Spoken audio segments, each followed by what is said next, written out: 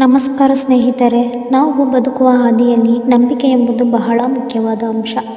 ನಮ್ಮ ನಂಬಿಕೆಯ ಮೇಲೆ ನಾವು ಸಂಬಂಧಗಳನ್ನು ನಿರ್ಮಿಸುತ್ತೇವೆ, ವ್ಯವಹಾರಗಳನ್ನು ನಡೆಸುತ್ತೇವೆ ಮತ್ತು ಸಮಾಜದಲ್ಲಿ ಒಂದು ಹಿತಕರ ಜೀವನವನ್ನು ರೂಪಿಸುತ್ತೇವೆ. ಆದರೆ ಕೆಲವೊಮ್ಮೆ ಈ ನಂಬಿಕೆಯನ್ನು ದುರುಪಯೋಗಪಡಿಸಿಕೊಳ್ಳುವವರಿಂದ ನಾವು ಮೋಸ ಹೋಗುತ್ತೇವೆ.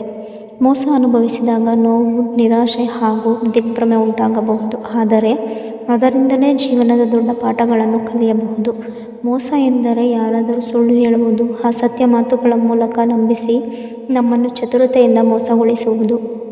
ಇದನ್ನು ಬೇರೆಯವರಿಂದ ಮಾತ್ರವಲ್ಲ, ಕೆಲವೊಮ್ಮೆ ಜೀವನದ ಹಲವಾರು ಆಯ್ಕೆಗಳಿಂದಲೂ ನಾವು ಮೋಸ ಹೋಗಬಹುದು. ಉದಾಹರಣೆ, ನಮ್ಮ ಜೀವನದಲ್ಲಿ ಕೆಲವೊಮ್ಮೆ ನಾವು ದೊಡ್ಡ ಕನಸುಗಳನ್ನು ಕಂಡು ಆ ಕನಸುಗಳ ಹಿಂದೆ ಅಂದವಾಗಿ ಓಡಿದಾಗಲೂ ಮೋಸ ಅನುಭವಿಸಬಹುದು.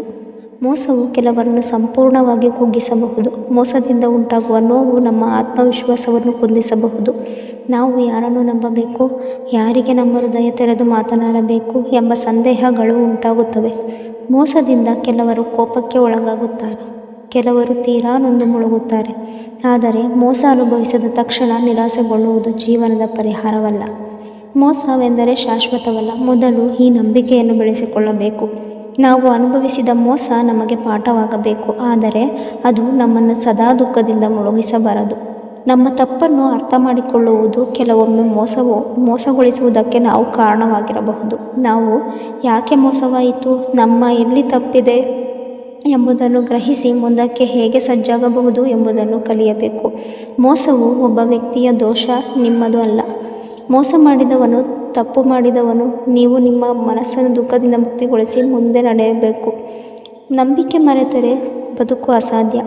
ಒಂದು ಬಾರಿ ಮೋಸವಾಯಿತು ಅಂತ ಮುಗಿದು ಹೋಗುವುದಿಲ್ಲ. ಎಲ್ಲರ ಮೇಲೂ ಅನುಮಾನ ಪಡುವುದು ಸರಿಯಲ್ಲ. ಆದರೆ ನಾವು ನಂಬಿಕೆ ಇರಿಸಿಕೊಳ್ಳುವ ಮುನ್ನ ಯೋಚಿಸಿ, ಪರೀಕ್ಷಿಸಿ ಮುನ್ನಡೆಯಬೇಕು. ನಿಮ್ಮ ಸಾಮರ್ಥ್ಯವನ್ನು ನಂಬಿ. ಮೋಸದಿಂದ ನೀವು ಕುಗ್ಗಬೇಡಿ, ಬದಲಿಗೆ ಅದನ್ನು ಒಂದು ಪಾಠವನ್ನಾಗಿ ತೆಗೆದುಕೊಂಡು ಮುಂದುವರಿಯಬೇಕು.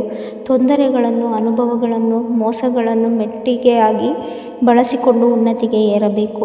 ನಾವು ನೋಡಿದರೆ ಪ್ರಪಂಚದಲ್ಲಿ ದೊಡ್ಡ ಯಶಸ್ಸು ಸಾಧಿಸಿದ ಹಲವಾರು ಜನರು ಕೂಡ ಜೀವನದಲ್ಲಿ ಮೋಸವನ್ನು ಎದುರಿಸಿದ್ದಾರೆ. ಆದರೆ ಅವರು ಅದನ್ನು ತಮ್ಮ ಜೀವನದ ಕೊನೆಯ ಹಂತವನ್ನಾಗಿ ಪರಿಗಣಿಸದೆ ಬದಲಿಗೆ ಅದನ್ನು ಒಂದು ಪಾಠವಾಗಿ ಪರಿಗಣಿಸಿ ಮುನ್ನಡೆದಿದ್ದಾರೆ. ಮೋಸವೆಂಬುದು ನಮ್ಮನ್ನು ಆಲೋಚಿಸಲು, ನಮ್ಮನ್ನು ಮತ್ತಷ್ಟು ಶಕ್ತಿವಂತಗೊಳಿಸಲು ಸಹಾಯ ಮಾಡುತ್ತದೆ. ಸ್ನೇಹಿತರೆ, ಮೋಸ ಎಂಬುದು ಅನಿವಾರ್ಯ, ಆದರೆ ಮೋಸದಿಂದಾಗಿ ನಮ್ಮ ಜೀವನವೇ ನಿಲ್ಲಬಾರದು. ಅದನ್ನು ಬದಲಿಗೆ ಒಂದು ಪಾಠವಾಗಿ ತೆಗೆದುಕೊಂಡು ಹೊಸ ಜ್ಞಾನ, ಹೊಸ ತಂತ್ರ ಮತ್ತು ಹೊಸ ಯೋಚನೆಯೊಂದಿಗೆ ನಾವು ಬದುಕನ್ನು ಮುನ್ನಡೆಸಬೇಕು. ಜೀವನದ ಒಂದು ಹಾದಿ, ಅದು ಸರಳವಾಗಿರದು, ಆದರೆ ಅದರಲ್ಲಿ ಪ್ರತಿಯೊಂದು ಅನುಭವವನ್ನು ಸದ್ಬಳಕೆ ಮಾಡಿಕೊಂಡರೆ ನಾವು ಗೆಲ್ಲುವುದು ಖಚಿತ. ನಮಗೆ ಮೋಸ ಮಾಡಿದವರು ತಮ್ಮ ಬಾಳಿನಲ್ಲಿ ಏನೋ ಪಡೆಯಬಹುದು, ಆದರೆ ನಾವು ಕಲಿತುಕೊಂಡ ಪಾಠದಿಂದ ಬದುಕನ್ನು ಮತ್ತಷ್ಟು ಬಲಿಷ್ಠಗೊಳಿಸಬಹುದು. ಆದ್ದರಿಂದ ಮೋಸವನ್ನು ಸೋಲಾಗಿ ಪರಿಗಣಿಸದೆ ಅದನ್ನು ಗೆಲುವಿನ ಮಾರ್ಗವನ್ನಾಗಿ ಪರಿಗಣಿಸಿ ಮುಂದುವರಿಯೋಣ. ಧನ್ಯವಾದಗಳು.